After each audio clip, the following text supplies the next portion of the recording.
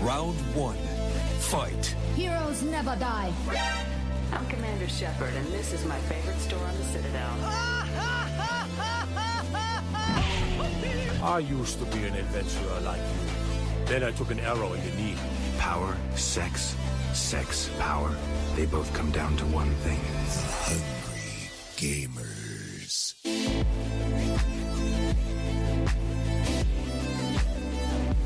Hello, and welcome, boys and girls, to the 152nd episode of the Hungry Gamers podcast. We are powered by 8bit.net and Audio Technica. I am your extremely humble host, Brendan White. Find me just about everywhere at Brendan 8bit. And on today's menu, we'll be serving up hot takes and our experiences with Observation, Red Dead Online, the Sonic movie getting delayed, the next Call of Duty, loot boxes, PlayStation productions, and much more. But I need someone to join me on this journey. And said person joining me on this journey, co-pilot of episode 152, the queen of Raisin Bran herself, Miss Allie Hart. Find her at Miss Allie Hart. How you doing today? Good, thank you. Thank you for bringing up that little factoid there of the Raisin Bran. Yeah, we need to acknowledge greatness. I'm a sucker for Sultana Bran for us Australians over here. Raisin Bran for probably the rest of the greater world. Fantastic cereal. Fantastic cereal. This actually comes from my understanding that, like, a lot of people actually do have cereal not just for breakfast. They'll have it for lunch, they'll have it for dinner, they'll have it for a snack. I didn't know that this was a possibility. So my mind is blown, my mind is open. So now I know that I can have Raisin Bran or any other fun cereal anytime I damn want.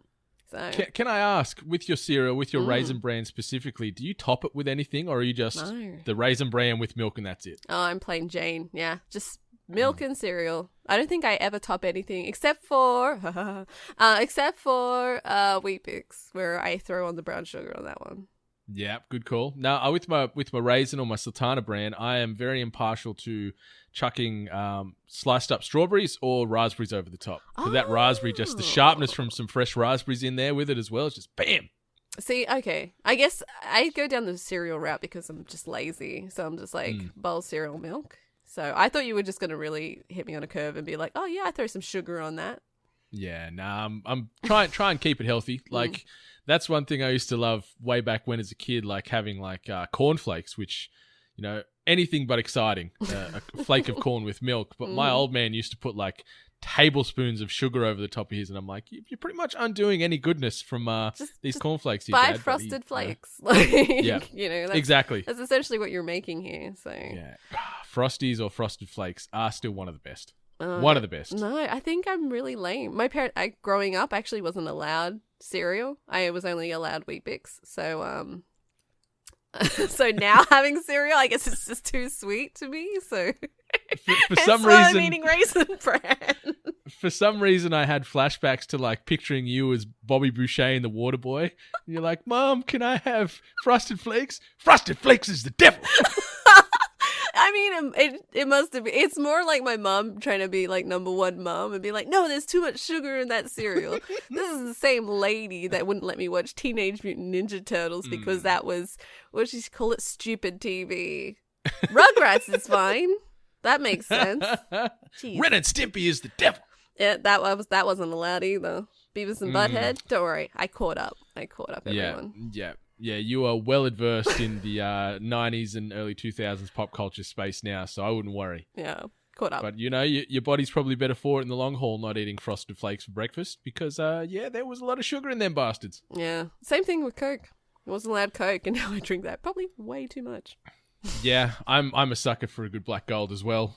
But I've got a question for you before we go down this video game-based rabbit hole. Yes. I want to ask, if your belly button was an actual working button, what would it be used for? So say you were to press that belly button, what would happen? Are we talking like really logical here? Because my brain... You can go as crazy as you like. Well, see, my brain just goes, looking at how the body is set out and then it being the belly button. And then obviously being in America lately, this is on my mind. It's just like tummy indigestion and stuff like that. So it would just be like a relief button. It's like a Gaviscon button. It's just either some like antacid or, Gas X or something like that. Just instant relief or like a valve release. But see, that's at least grounded in some form of reality. My thought process was, it was like the randomizer button in the create a character mode in like an RPG. You know how you press like randomize? Yeah. Like, so I'd have maybe like 10 different skins I could assume, I guess. It's like, oh, I'm going to be, tiny Asian girl today, and press it till I get to her. And then I'll be like, yeah, now I'm going to be slightly taller, Caucasian, plain Jane, white male guy today. And yeah, have different skins that I can assume via my belly button. That's great, but I know myself in playing games, I can hit the randomized generator, but I will never stick to it. Never. I never stick to what it creates for me because I'm just too, I'm going to say self-conscious, maybe just a little bit more, I care about how my character looks. Yeah, So well, that's why I figure if I got 10, maybe 10 to a dozen, I've got some options there. What was if it breaks though? It's a part of your body now, so there is a possibility that one day it will break. Yeah, and then I could be stuck as one of those random sort of character skins forever. You just don't have a head. Oh no! Or I have one of you're them green. generic ones that you can see the intern at the development studio put together, Like the Assassin's Creed, like with the jawline and your like lips are all back and everything. Yeah. Yeah, just my luck. I don't think I'd want that. You know what? You know what would be great is a mute button if it was a mute button. Oh, see, I like that too. That's got real value. Yeah, that's got good value, that one. Just like straight up, just like you press your belly button and everything around you goes silent. Or like a pause button. That could work too. Pause I button could see would be some value in a pause great. button. Pause button would actually be really good. But can you still move? Yeah. I think it's like everyone around you pauses type of thing. It'd be more funny if you paused and then everyone just like, are you okay? What? Are you all right? Sorry. I just needed a moment. Just needed 5 seconds to myself. Mm. And do you have to do damn. direct skin contact as well? So do you have to like sit there, literally lift up your shit and just, I think you'd need to for safety precautions. Otherwise, everyone could just touch it. Hey, That's true, actually. so you'd need like a sort of the same DNA, like a little DNA based handshake. So yeah, you'd have to Like sort of an lift Apple your shirt thumbprint. up. Yeah, it's like that. Cybersecurity is key these days, and you don't want anyone hacking in your belly button. So yeah, you need the fingerprint scan. Logical. That sounds logical. Yeah, makes sense. Oh yeah. Yeah, this is a well-rounded rabbit hole that we're sort of going down here. So I like it. Technology's terrifying. It really is. Cybersecurity is bonkers. You watch the videos and you see the things and just the vulnerability of products in all areas of our lives these days is very scary. But that's certainly a conversation for another day. Yeah, That's another for sure. podcast, Just definitely. two-factor authenticate whatever you can. That's all I got to say. Coming up in the 8-Bit Nation, tinfoil hat conspiracy theorists and discussion. That would be so good. What do you reckon? let us I'd know. have so much fun with that. Let us know, listeners. Is that something you would like? That's it. Conspiracy theories. Okay, so let's move on. I want to ask, what have you been playing the last couple of weeks since we've jumped on this pod together? Tell me the things. Talking about like technology being scary, I am actually playing Observation. Still playing it. Mm-hmm. Picked it up this week as it just got released by a Scottish studio by No Code, published by my favorite developer, Devolver Digital. Yeah. And this was one that was at the PlayStation Showcase, and it was probably the only one that really drew my attention. So when I got like noticed that this game was coming out, I'm like, sweet, I'll play it, see if it lives up to the hype. And I've got to say, from what I got from the trailer to what I'm actually playing, it's hitting all the notes that I thought it would. Okay. It's like a sci-fi thriller. Yep. Set in a space station. You're playing as the space station AI, so you're kind of like working between cameras, trying to work like buttons. You're essentially, what's happened is you're in the space station that has just been like taken over, hard reset, power's gone, and majority of like all the people that were inhabiting this space station has disappeared, apart from one character called Emma. And essentially you're just working with her, trying to figure out what happened, try to get everything back online, and you're doing this from like camera views, like camera perspective. So the worst thing I'm going to say here that I'm going to regret is kind of think Five Nights at Freddy's. That's what I was gravitating towards, because I can't think of many games that we've played where you use sort of CCTV and those multi-viewing angles to Yeah. that amount of depth. Yeah, and I slightly, because I don't want people to think by me referencing this that I actually kind of trivialize the horror element or the thriller element of it, or maybe the graphic element as well. Graphically, this game is really, really good. It really sets a good tone for like where you're at, which you're in like a very tight space station. Like, so it's got that sense of claustrophobia. Oh, and really well too, because I constantly found myself kind of taking myself away from the game because it did it so well that I was kind of getting a bit anxious. I was just like, okay, I need to like step away for a few minutes to realize I'm not actually stuck in this kind of confined space. It's tough, isn't it? Like, it's a more so a positive, I think, than a negative, that a game can make you feel that type of way where you do need to step away and realign yourself because you are so engrossed and living that sort of suffocating space journey. Anything it points to the game. And graphically, it's really good. Like, the reason why I was really interested in this game was because I actually had a massive enjoyment of FMV video style games, like back in the past on PC. One of them being Double Switch, which is kind of the same. Which is what you mentioned the other day. I did. I mentioned it to you guys. Apparently 25th anniversary, so shows how old I am. But it's the same kind of concept where you're looking through cameras and you're kind of behind the scenes by adjusting buttons and everything and making them work. So for anyone that's not familiar with it, it's they're using like actual video, like live actors and everything. So it's just that sensation, like that realistic sensation just really hit you. So that's what I thought I was going to get with this game. And graphically, it kind of felt that way. Like, it felt like very, very realistic. Even the astronaut, Emma, like she was looking really good. The con that I'm going to say is that she actually at one point takes off her helmet. And then that's when the penny drops. The facial mechanics. Not quite there. And graphically, like, understandably, like, I'm not expecting like AAA graphics.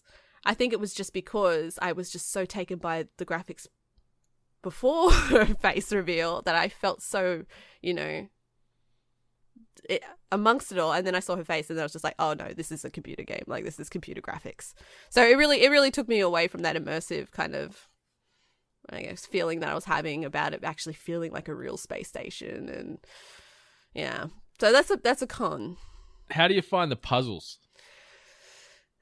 So the game can be described as clunky. Jono, who stepped in my place last week, he's playing it as well. He is playing it on PlayStation. I played it on PC. I was thinking that controls wise, it was just going to be a PC issue, just because I had to use mouse and keyboard. And because you are at the viewpoint of a camera, you'd think that maybe navigation wise, like the joysticks would actually be a bit more user friendly. But Jono said that he found it actually quite clunky himself. So, doing puzzles and actual general navigation can actually get a little bit on the frustrating side. Also, one thing I kind of like about the game is it doesn't hold your hand. Like, you are just thrown right in there, figure stuff out. Here's some of the keys. So there's no hand holding. There's maybe a few puzzles where just a little bit of information would probably be a bit better. But it's just generally just like, hold a key here, now release, it's like, okay. So there's like other things where it doesn't feed to you. So it's like, navigating a drone through an airlock. It doesn't tell you how to do it. Doesn't tell you the right way of doing it. You need to figure that out. So yeah, that was one thing I noticed between you and Jono when you were sort of unpacking it a little bit on one of the chat groups is, the lack of hand holding is great to a degree, but you were like, I think it's you and maybe Jono as well, certain puzzles would take you 20-30 minutes to crack because there is no guidance at all. And I guess that's good, but I could understand where the frustration that Jono was feeling was coming from with that too. Like, not getting any type of here's the first step to getting this going. It's just, here's a puzzle, solve it, you dickhead. Sort of. Exactly. And like guidance on what you're supposed to be doing mission wise, you have the screen where it says, I want you to do this. But that's all it says. It doesn't tell you where it, like sometimes it will, but like it might not tell you where it is or where exactly, where you should be locating that item in that space or what that item looks like or, so yeah. Do you get any feels, does it feel at all like Alien Isolation?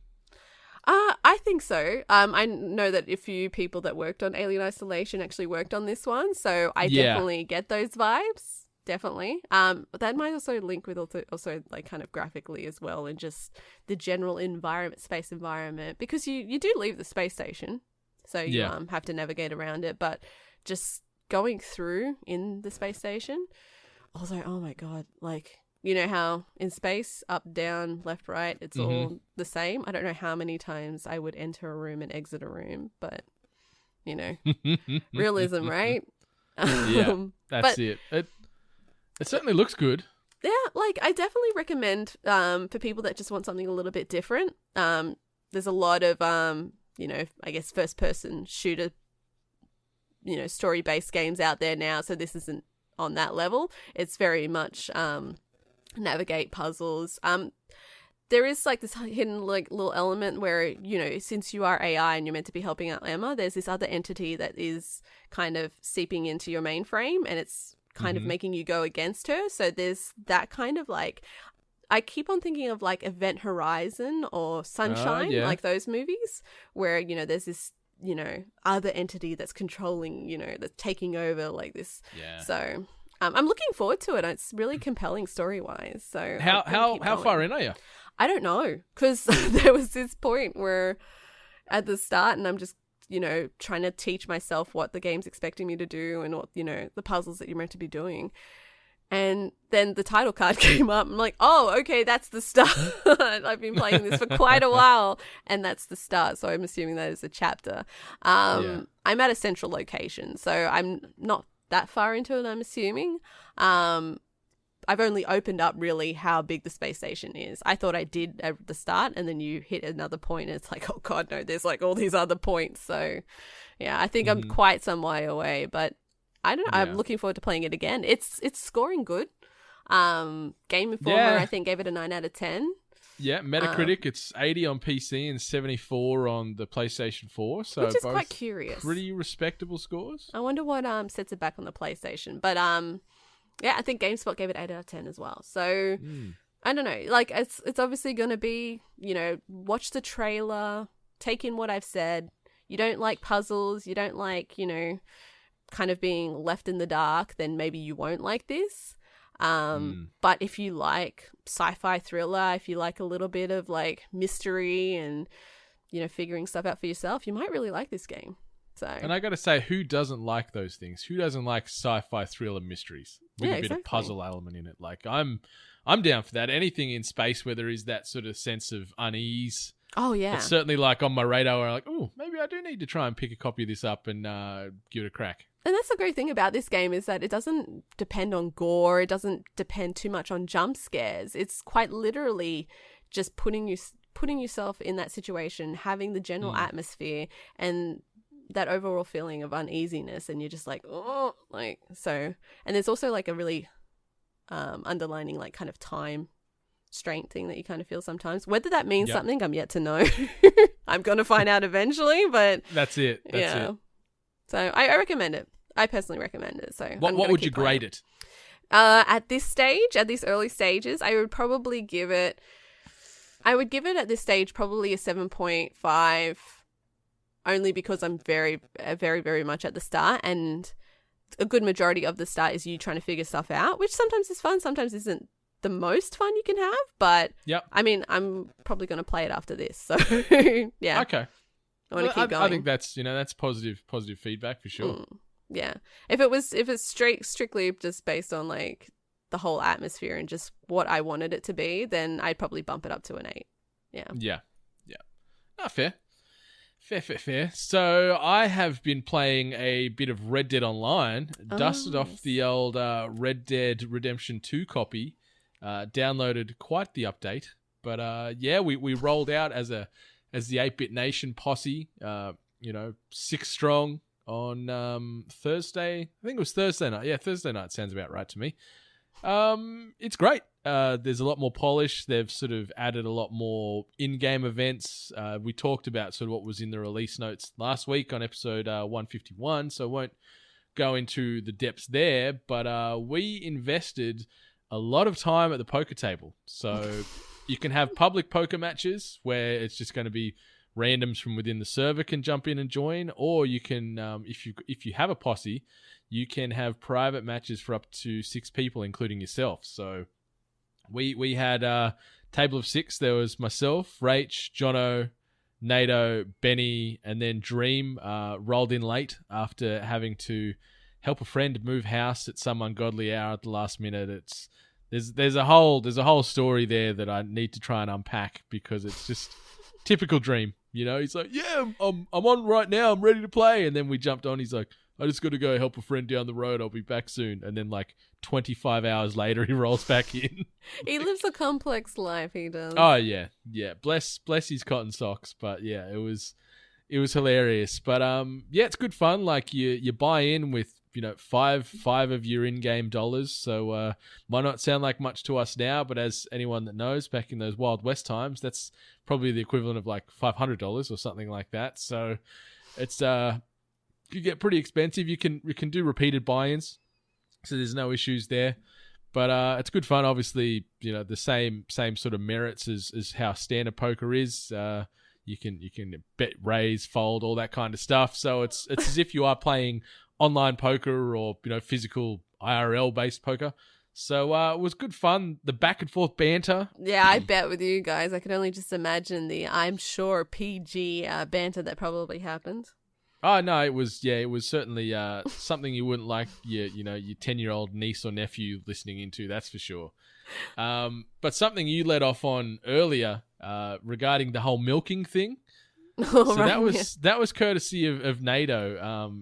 And sort of as we were playing, I didn't sort of pay much attention to it at first, but that's I don't know if that's been his slogan with poker since he played poker. He's pretty bloody good at poker, I'll give him that too. But in between hands, and then also, when the off the flop, and then you got the river and the turn. In between that, he's always putting bets in because he wants to try and milk some more money from you. So he became the milk daddy. So he's in there trying to milk us all every round. I cannot and every match. I cannot tell you how disturbing it is waking up to a bunch of messages of you guys talking about milking and milk daddies, and I'm like, what the hell happened last night that you guys... Yeah, it was something, that's for sure. So yeah, NATO J is now the milk daddy. Because he went on a couple of good streaks and he was triple the earnings of anybody else at a few times there. But then conveniently, when the pressure got too much to him, his game disconnected, so he lost all that money. So he had to roll back in and start at 5 again. I think just the pressure, the pressure of the situation got too much for the milk daddy. It was curdling, and he's like, I gotta go for a walk and I'll come back. So yeah, he got DC'd 2 or 3 times, but it was good fun.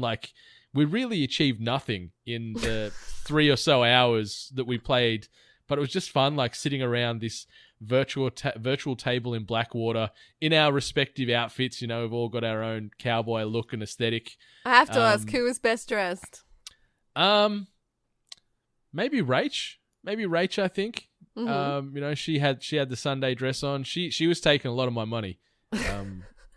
She was on a tear there. Her and NATO were the main constants, and then sort of I'd have a few wins, but then I'd fall very quickly to the bottom. I had to rebuy in. Jono had to rebuy in. Benny was consistent, but yeah, it was just cool seeing us all in our respective Western avatars and things like that. So it'd be fun to get in there and do a bit of role play with it a bit more and create some content. We didn't record any from this last one because we just wanted to try it. Yeah. And just sort of see how it all worked. And now we've got an idea of it. I think it could make for some fun, interesting viewing, that's for sure. Oh, I definitely believe so. I'm sure people of the 8-Bit Nation would love to see that. I have to ask, I know I was invited and thank you so much. Time differences are a biatch. But I also don't know how to play poker. How friendly is this to people that are... It's pretty friendly. Poker It's pretty babies. friendly. Like Rach has never played either. She was kicking your asses. And That's she was kicking great. ass, yeah. Like Rockstar have done really well in, the controller layout's really simple as far as betting, folding, looking at your hands, looking at the hands, the cards on the table.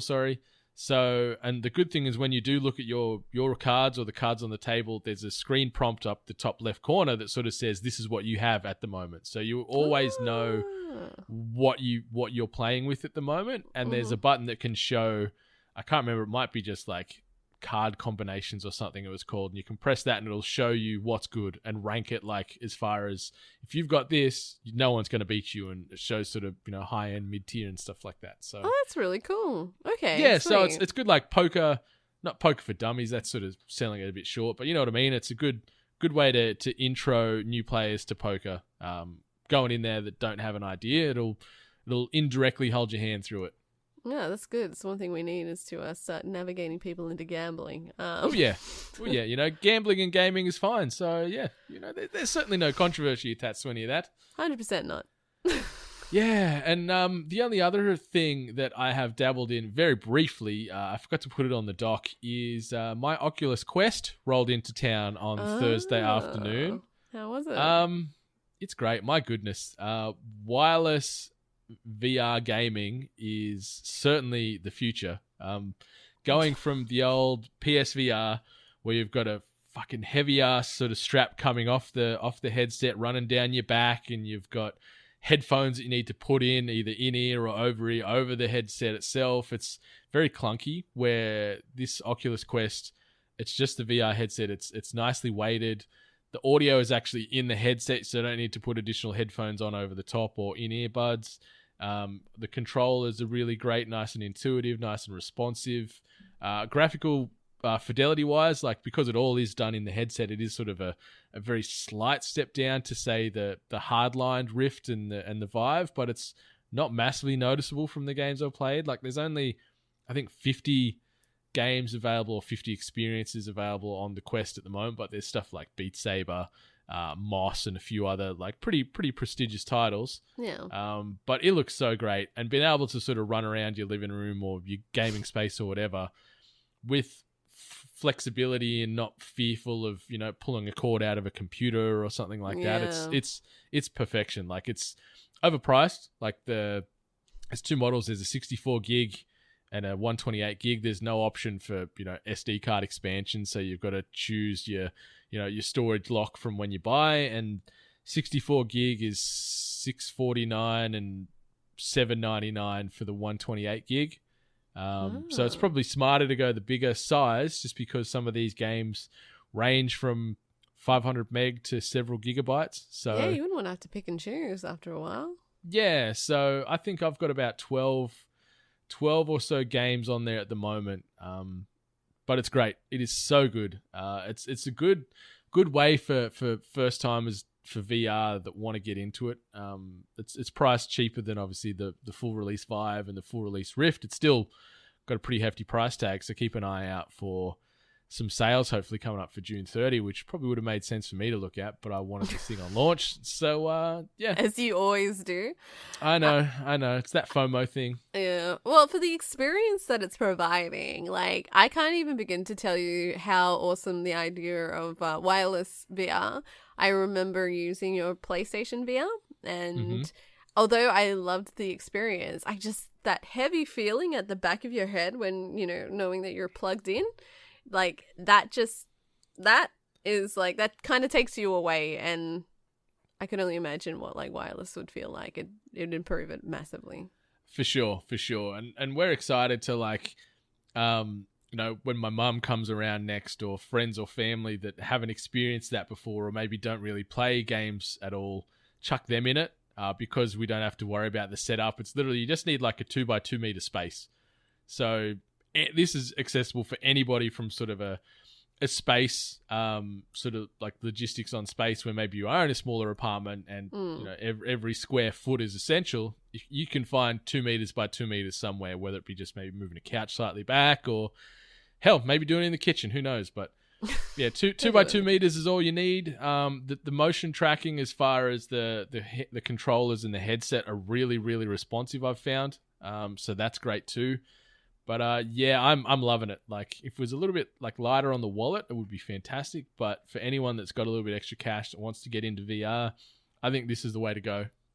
Yeah, 50 games / experiences available at the moment, with a lot more to come. So yeah, kudos to Oculus. And I don't like praising Facebook, but they're behind it. So shout out to you guys as well for delivering this beauty of a headset. I mean, it's only a matter of time before everyone else just starts following suit. So we should only expect that more would be coming out. It's good to see where it's come from. Like, I can't remember actually which device it was where people actually literally had to dedicate rooms to it. Like, they had to put little sensors into the corners of their rooms and everything. So yeah, that was one of the Vives has got room trackers and stuff like that. So yeah, no. Yeah, well, this is brilliant. Like, you can, like, through the headset, you sort of map out the restriction zones in your room. So like, you look through the headset and you sort of draw lines with the controllers that, this is the couch or the wall and whatever else. And so this is the area I want to be playing this game or existing in this world in. It's really, really well done. Like,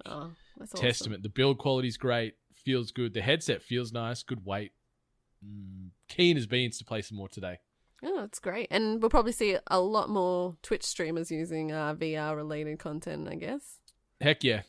Like, the one thing we haven't done too much with it is because it sort of beams wirelessly to a computer or a smart TV. So I don't know on the streaming side if there'd be issues with latency. Like, there will be latency, but like how noticeable that would be on a stream. So, but no, it's so good. So good. Can't wait to play more and just get more people into chucking this headset on and seeing them experience all these games and just experiences and walking simulations and things like that. So yeah, let's get it. Yeah, VR's great. Looking forward to it. Oh yeah. So let's get into some housekeeping, but first we shall tackle one of these. iTunes Review of the Week. And this iTunes review comes via way of JReady988. And the iTunes headline reads, "Great podcast, 5 stars." Nice. So JReady988, you're already off to a fantastic start. But let's see what you've got to say about us in more detail. Discovered you guys on Spotify, but wanted to help keep the emotional lights on. So here's my review. Mate, this is hitting right in the feels already. JReady for president, prime minister, wherever you are, I don't know. Really accessible show that is easy to dive into no matter the episode. And then in brackets, I found you around episode 110. I wonder what happened in that Can't remember what that would have been, but I'm sure it would have been, high quality infotainment, just sheer gaming podcast perfection. I found you, no matter the episode, I found you on around 110. Weekly news and discussions on gaming and geek culture delivered perfectly. A+. Passing grade. Mm-hmm. That is like perfect grade. I don't think you can get they don't really do A++s, do they? I guess not. I guess I was thinking more on those other games where like S is like the best score. Yeah, like Devil May Cry. Devil May Cry, yeah. Yeah, we're gonna go the school metric system here as opposed to the Capcom slasher system. So A+ is certainly top of the pops. Hell yeah. JReady988, thank you for those kind words. And also, thank you for the Spotify reference. It's great to see that we are sort of popping up and being relevant on the Spotify platform. I know the podcast thing's only reasonably new to that platform within the last 12 months, but it's cool to see people finding us on there. And anyone that is on the Spotifys, I know we always harp on about iTunes and Apple Podcasts, but feel free to subscribe to us on there if you want to consume us that way, because that helps keep us tracking and relevant on there as well. And be sure to rate, review, subscribe, not only us, but all the other members of the hashtag 8bit Collective and all the other podcasters you listen to on the daily or the weekly, because as JReady988 so eloquently put it, he wanted to help keep those emotional lights on in our hearts. So thank you. Keep those iTunes reviews coming. And while you're there, while you're done writing those reviews, be sure to check out patreon.com/weare8bits. We are currently $43 away from turning the Comedy Rewind podcast from a mere dream to reality. Ooh. So $43 It is very achievable. So anyone that has got a spare $1, $2, $5, $100, whatever you want to throw at us, we are not going to complain. But yeah, starting for just $1, you can support the team here at 8-Bit and help get the Comedy Rewind podcast off the ground. There is a trailer circulating. Jono Peck is the man behind Comedy Rewind, and I think I can speak for most of us, or probably all of us, I'd say. We are hyped as hell to get the Comedy Rewind going. What do you think, Miss Hart? Is there a 90s comedy that you cannot wait to unpack? Oh, there's a bunch of them. I think like everyone, I think we all want to deep dive into basketball. So we'll see who gets to unpack that genius. We've got other ones though. Like I'm really, really hankering for either a Clerks, maybe even a Mallrats, maybe some Yep. Kevin Smith. As well as we were actually, me and Jono were talking about Brendan Fraser. Yes. So maybe some of his comedies would be Encino great. Man, for example. Yeah. So I'm pretty good with the 90s comedy movies, so I can't wait just to talk about the golden age of comedy, I reckon. 100%. Like, I'm excited to talk about like those films, obviously, and then stuff like Dumb and Dumber. There's Something About Mary is another gem. The Mask. The Mask was on Foxtel the other day as we were channel surfing. Then we just watched the whole thing through, like, and it's still great. Like, some of it is so ridiculous, and that's, I guess, part of Jim Carrey's charm, but it was great. And young Cameron Diaz in that movie, my goodness. Smoking. Holy guacamole. It's great. I love the idea that we go through it, we highlight what we found, funny about it, and then pretty much discuss, does it still hold up today? Can you pop that back on and find it just as funny as you did back then? 100%. So yeah, patreon.com/we are8bit. Throw what you can behind us. And if you can't, don't feel bad. We're not here trying to pressure you into doing that kind of stuff. But if you can, you want to help us sort of get to those next levels and get more content out there, it really does mean the world. But something else that will also mean the world, head over to youtube.com/we are8bit. Be sure to subscribe to our YouTube channel. Throw some love behind a lot of the video content that is going up there on the weekly. As we said as part of our Patreon mission statement, we are churning out a minimum of 2 new videos a week. Sammy Deej has just dropped his latest Life is Strange 2 episode 3 trailer. Jono has got another impressions trailer as far as the chaos and violence that comes from the world in Rage 2, which is going to be dropping by the time this video is out. And then we've also got my full Rage 2 review on there. So plenty of content on all the latest and greatest. With much more to come, maybe a poker tournament, maybe some sort of musings from Miss Hart here. Maybe it's going to be like a serial review podcast. Who the hell knows what's coming next? Yeah, bonkers. We'll see what content comes out of me. So Stay tuned. All right, and stay tuned now as we move our way into the news. This week's news headlines. The first one. Sonic the Hedgehog movie delayed until 2020. And this comes via way of IGN. Following the Sonic the Hedgehog movie director's Jeff Fowler's decision to fix Sonic's design after fan outcry, he has now announced via a Twitter post that the film will be pushed back to February 14th, 2020, to make the iconic character, in quotes, just right. Announced on Twitter, Fowler said that the team needs a bit more time, and in response to people's fear that this design shift would impact those VFX artists... Oh, hang on. I'll break this down because there needs to be a comma in there. Fowler said that the team needs a bit more time, and in response to people's fear that this design shift would impact those VFX artists that would have to crunch to make the original date of November 8th, 2019 possible, he reassured that #no VFX artists were harmed in the making of this movie. That is the fucking worst hashtag I've ever seen. But I get what you're trying to do there, Jeff Fowler.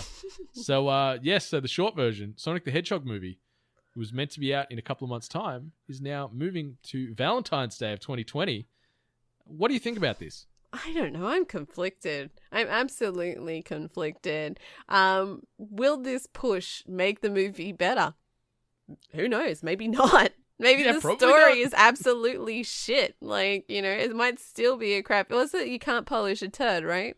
So who knows what this pushback will do? I've seen a bunch of people saying, good, awesome, take all the time you need, make this a great movie, which is fair. Then you see the people that were actually really looking forward to the movie and like, because of everyone's complaining, I now have to wait for my movie. My November is ruined. Yeah.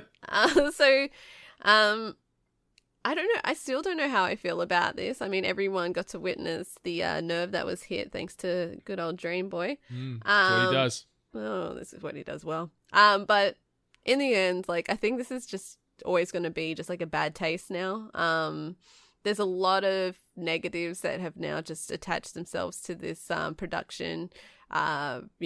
Bad, concentration of like how to develop a game into a movie, the character development. There's like been actors that dropped off it, and then, they released it. Now there's the outrage culture where people, bitch and complain enough, then they get their way.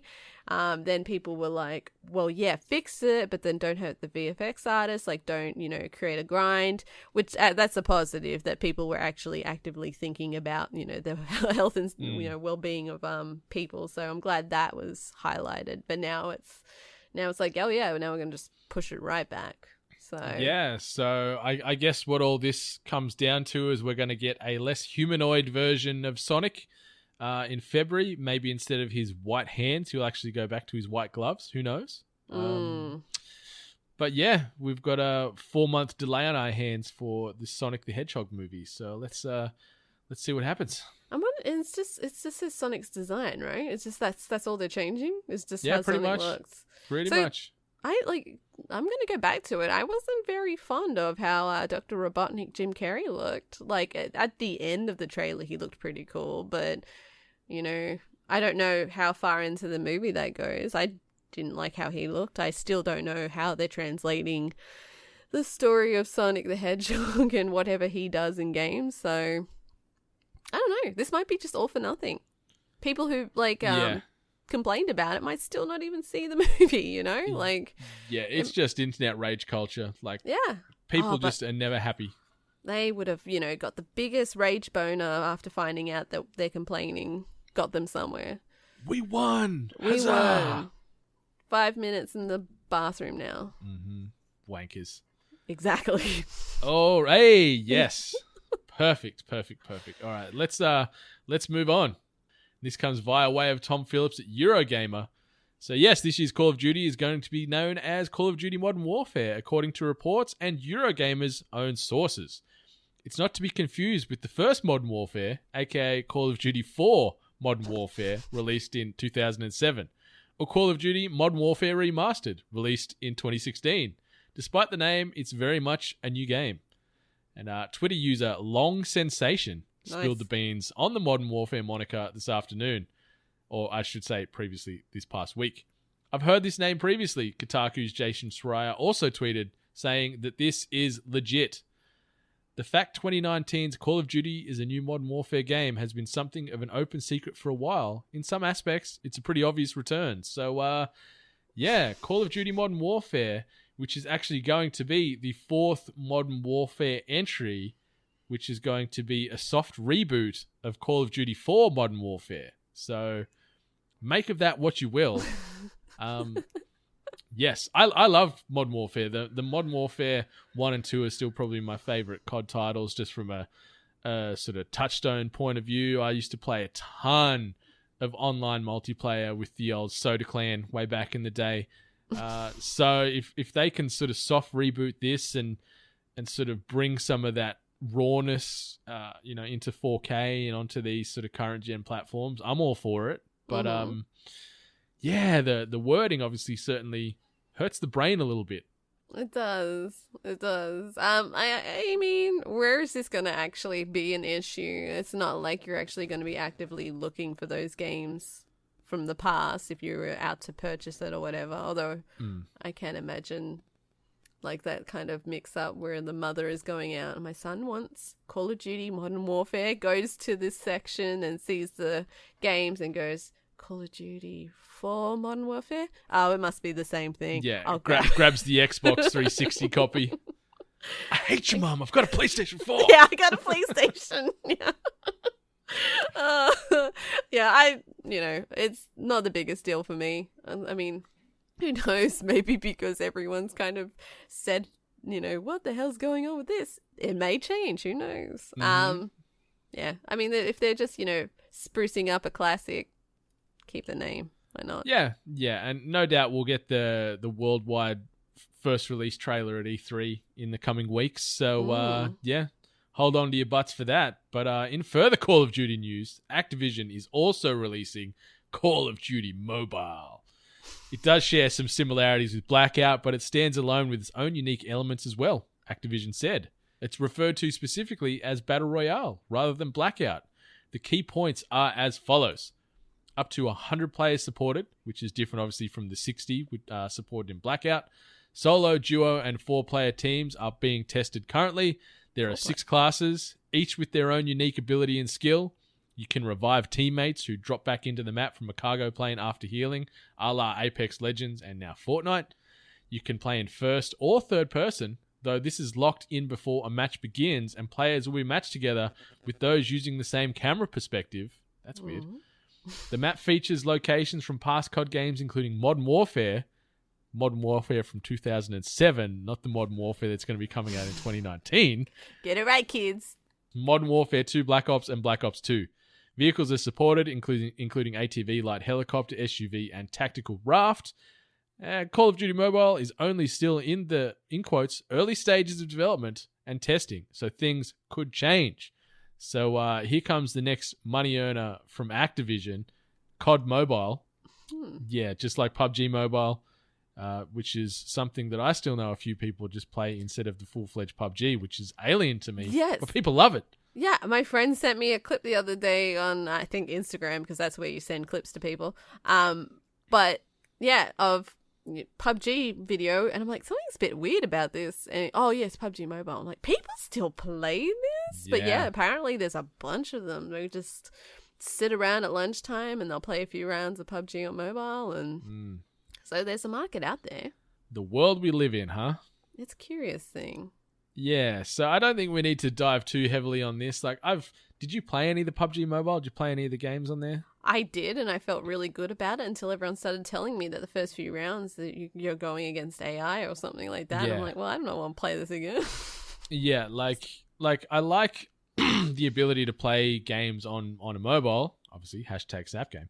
But a lot of these games where there is rapid movement and aiming, and you're using, digital bloody joysticks on a phone screen annoys me a little bit. So if I was to invest in COD Mobile or PUBG Mobile, I'd certainly buy one of them Bluetooth controllers and play that way, which I know a few people have as well because they're all about this life. But this is not for me. I won't really play it, but I know this is going to come out and there's going to be microtransactions and everything else plugged into the back of this sucker. So it's just going to be another money earner for Activision.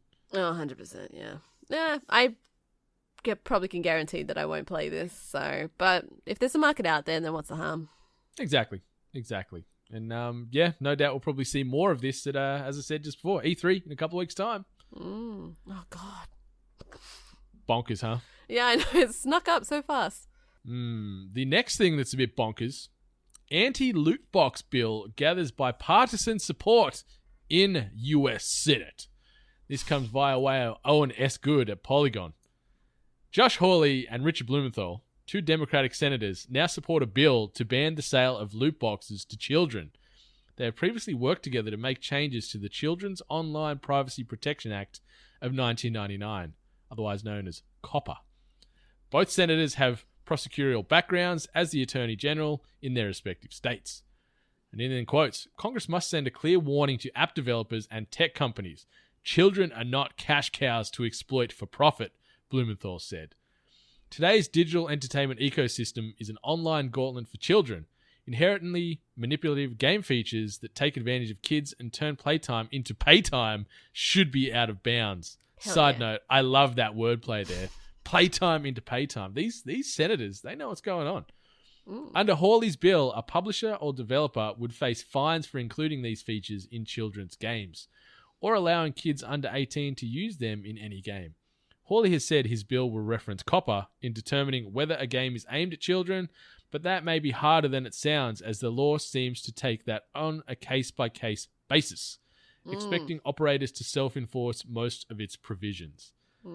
So this is some shit. Like, obviously we are no legal experts. We are not part of the US Congress, but another chink in the armor to loot boxes. Here we've got 2 fairly prominent US senators throwing their support behind banning loot boxes. But as we were talking offline, like, this is going to be hard to police. Like, that line in where a publisher or developer would face fines for including these features in children's games or allowing kids under 18 to use them in any game, that would then immediately put a black mark through things like Overwatch, which is a game that someone under the ages of 15 or in this case under the age of 18 can buy and play online, which has that loot box element to it. So I don't know how this is going to go through. I don't know if there's merit to this. What's your thoughts on what they're trying to achieve here? To be honest, like I respect and I get like why they're doing it.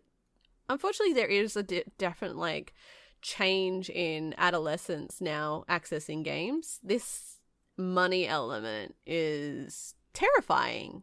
V-Bucks in Fortnite and skins and all that other business. Like, I don't really recall anything too similar being around like growing up myself. So that necessity, that need, that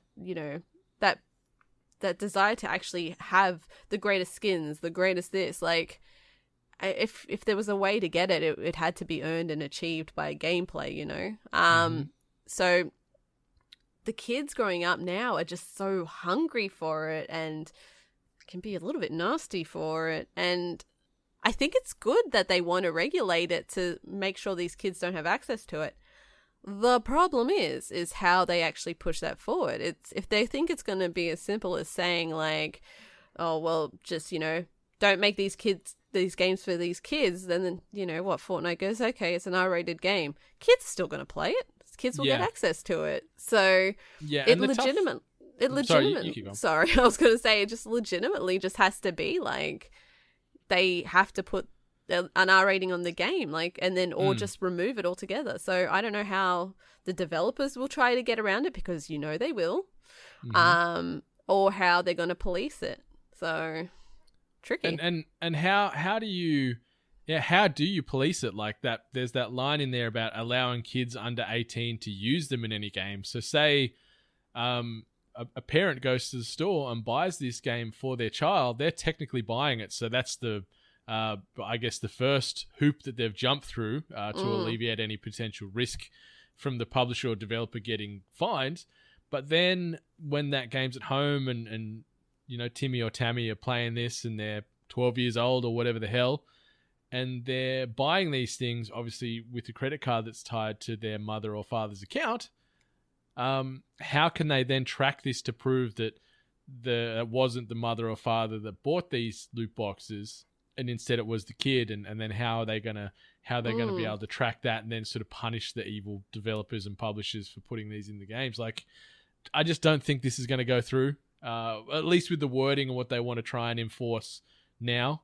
I like that they are trying to protect the kids, and as I said, I love we don't want to turn kids' playtime into paytime. Like, that needs to be a slogan for this whole get it on a bill shirt right there. Yeah, I don't know. Like the only thing I can think of, because like you said, parents are going to buy it because, you know, there's a lot of parents that just, you know, it's the quick fix. Yeah, I'll buy you Fortnite. No, actually, you don't have to buy Fortnite.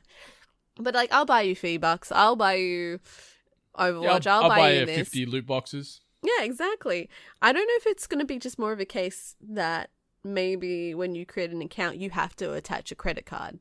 Like, you have to attach a credit card to it. Because then once, you know, little Johnny starts dropping $100 every, you know, day or hour, then a parent will pay attention. And then they will get angry, and then, you know, Epic will be like, well, see this part here where you signed and said that I declare that whoever's using this account is over the age of 18, thereby adding a credit card, then they're covered, and then it's under the parent's liability. I don't know. But like I said, they're going to figure out, the gaming companies will find a way around it. They will. They'll absolve themselves of the liability. They'll put a clause in, and if someone breaks the rules, they go, hey, we did everything we were supposed to do. That's on you. So exactly. Like, thinking about it now, the amount of games that I play with that online component where they do, you know, this big massive War and Peace novel pops up the first time you play it about all this online service agreement and all these T's and C's. I don't read any of that shit. I'll just, press the buttons to skip right to the end.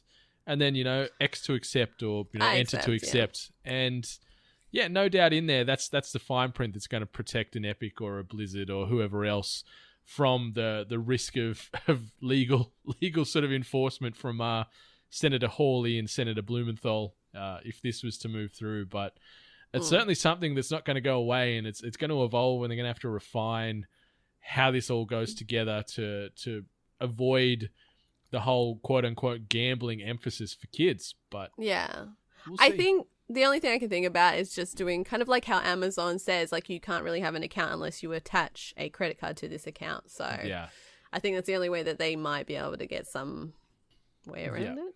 Yeah, and the biggest thing is, like, when does this onus fall onto the parents? I think Never. that's the biggest thing. You know what I mean? Like, they're the one that they buy the game, they attach their credit card to it, set up some two-factor authentication. I said about that earlier. Like, when does it become, no, be more aware of what your kids are doing, Like, Yeah. you police and enforce and restrict the amount of money they can throw into these things, or completely lock that off behind a parental paywall, Like, take some damn responsibility instead of just blaming the game companies. Look, bunch of responsibilities across the board. The responsibility falls on the, gaming companies. Yeah, politics, I guess, like the government as well, getting somewhat involved, updated on what's actually happening behind the curtain. And then also parents. Everyone's responsible on making sure that they create a healthy environment for kids to grow up in, because they're nasty. Kids, they're nasty. Oh yeah. So let's move into this last segment, because I don't want to dwell on nasty kids for too much, because there's a lot of asshole kids out there, but that's my blanket statement. Sony announces PlayStation Productions to bring gaming IP to film and television. This comes via way of Rebecca Valentine at GamesIndustry.biz. Sony has announced the launch of a new production studio called PlayStation Productions, which will adapt the company's video game IP into film and TV. According to The Hollywood Reporter, the studio is being led by Sony veteran Asad Qizilbash, whose most recent title was Vice President, Marketing, Exclusive Games, and Worldwide Studios IP Expansion. Holy hell, that is a title. Like, imagine seeing that on a business card. The projects will be overseen by Worldwide Studios chairman Sean Layden. Already, work has begun on the first batch of adaptations, which will draw from titles among over 100 original IP that Sony has access to. Layden emphasized that using an internal production studio for these endeavors enabled Sony not to have to rush its adaptations to release, and also allowed it to keep full creative control over its IP. We've got 25 years of game development experience, and that's created 25 years of great games, franchises, and stories, said Layden. We feel that now is a good time to look at other media opportunities across streaming or film or television to give our worlds life in another spectrum. This is not the first time Sony has dabbled in film pursuits for its properties, with both The Last of Us and Uncharted having movies announced that have been in production limbo for years since. So, this is exciting. There is a lot of exclusive Sony IP there that could translate to the big and the small screen. So I have this question for you, Miss Hart. Yes. What Sony IP do you want to see make it to the big screen, and who would you cast as the lead characters? Now, I was never a big Sony person. Like, PlayStation, I barely grew up with it. I only jumped on the arse end maybe on PlayStation 2, and then, PlayStation 3, and obviously now. So I don't really have any great attachments to Sony PlayStation IP. I don't want to go down the easy route, because obviously Uncharted is probably one of the most easiest ones. Maybe even also my favorite, The Last of Us. Not necessarily rooting for that one. Then you have other ones like Detroit. Is Detroit Become Human necessarily? Yeah, like obviously they've just announced that they're available now on PC, but technically you could say it was a Sony-owned IP. Yeah, and like I'm not sure if also Heavy Rain fell under that as well, but those are too easy, because technically, they've technically got their cast. Yeah, you just use the people that lent they literally copied their likeness to the characters. Yeah. So too easy. So I don't know. I'm trying to think like what kind of what's a good story, but what could also really like translate really well into actors to play characters. Yeah, like I'm thinking the latest iteration of God of War would be pretty damn great. Like, oh, F yeah. It could come across as a more violent Lord of the Rings, like Tolkien experience. So a nice, rich fantasy film, but a bit grittier. Mm-hmm. To play Kratos, like I was thinking the guy that played Ragnar Lothbrok in Vikings. As soon as you started talking about God of War, I'm like 100% bet you he brings up a character from bloody Vikings. Yeah, who I know nothing about. Like Travis Fimmel is his name. Like he's not as probably staunch as Kratos is, like as far as physically imposing, but like he's done the beard, the shaved head look, knows the combat, knows the weaponry from that sort of Norse era. Atreus, like his son, I don't know. Maybe light spoilers, sorry. On that.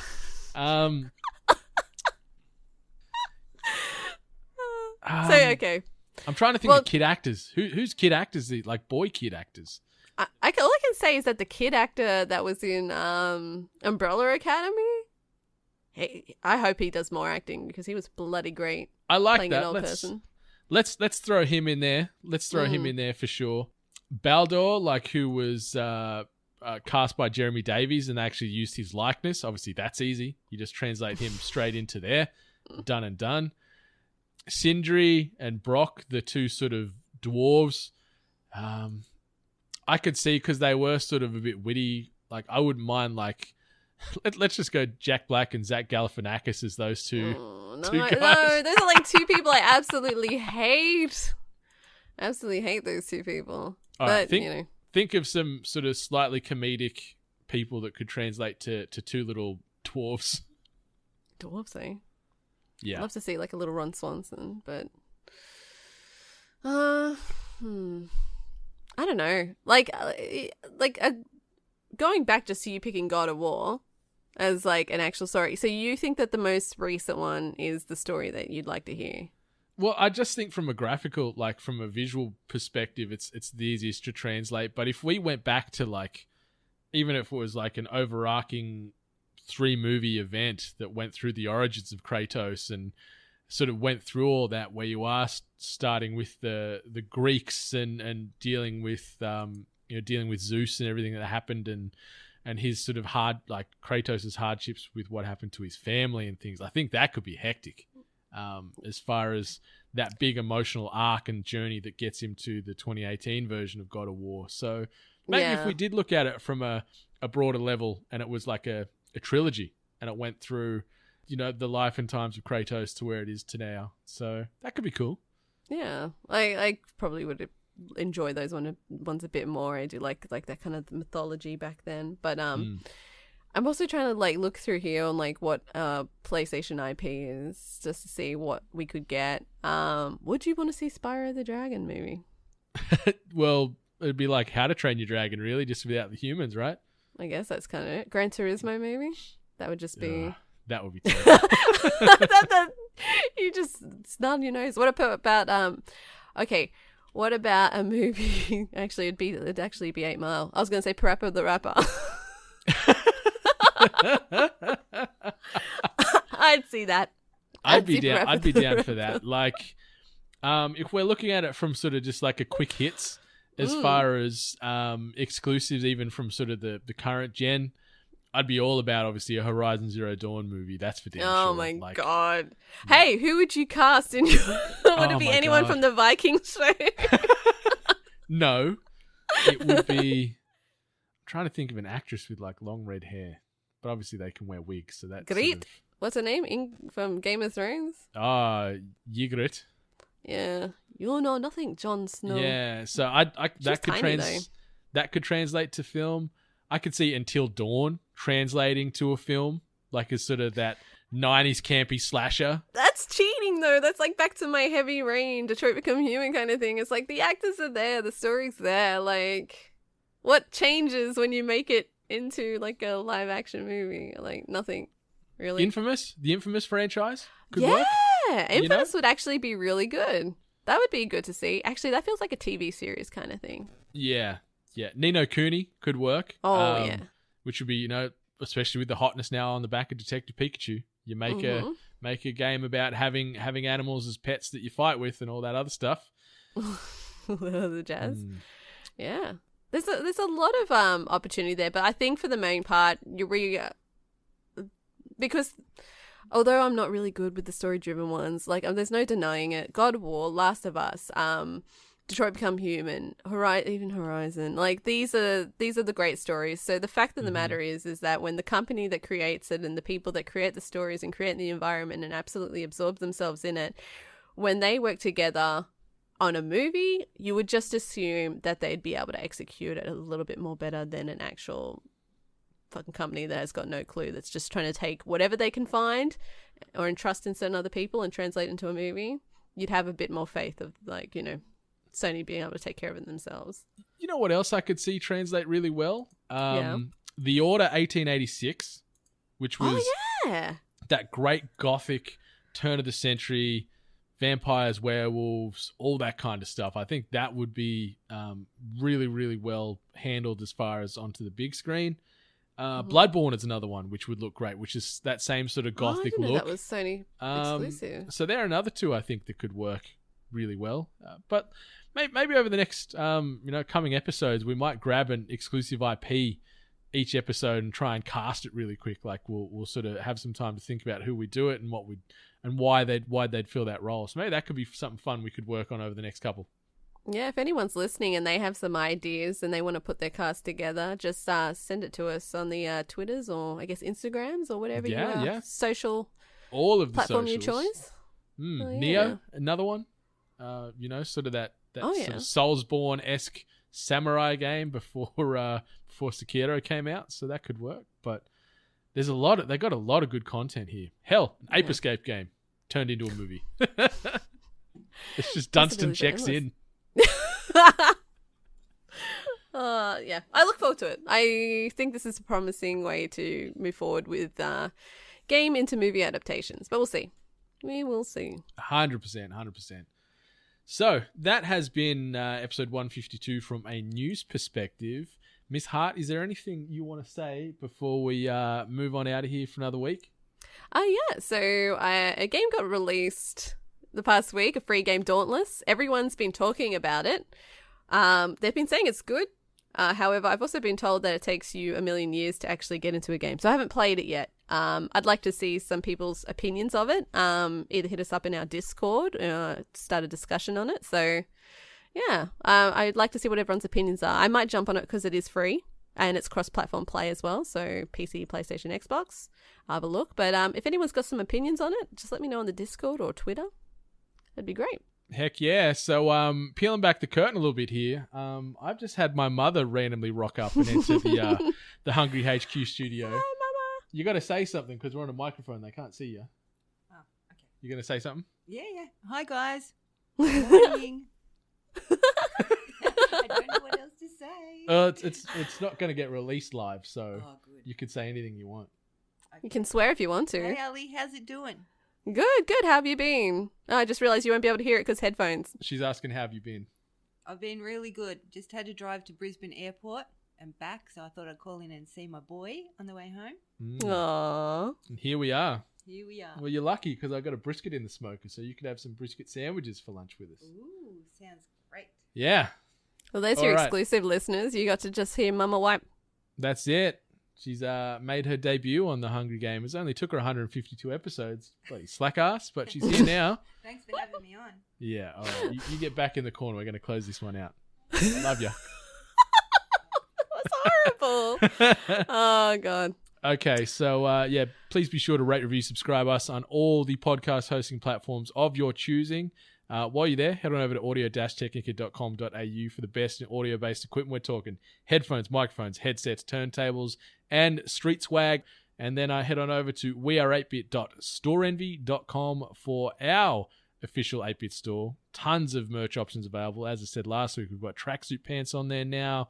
We've got bloody swimwear. We've got phone covers. We've got pillows. You name it, it is on there. We can kit out your entire house from bedroom to bathroom and everything in between in 8-bit if you want to. So check that out. And one last thing, wanted to give a shout out to all-around good guy and gaming legend Screamus, who has been supporting us since the jump. He has now branched out. He's doing his own thing under the moniker Scar, which is Screamus Gaming and Reviews. Be sure to chuck him a follow on Twitter at S_G_A_R_. So shout out to Screamus. Keep doing what you're doing. But until next week, 8-Bit Nation, much love to you all. Stay hungry.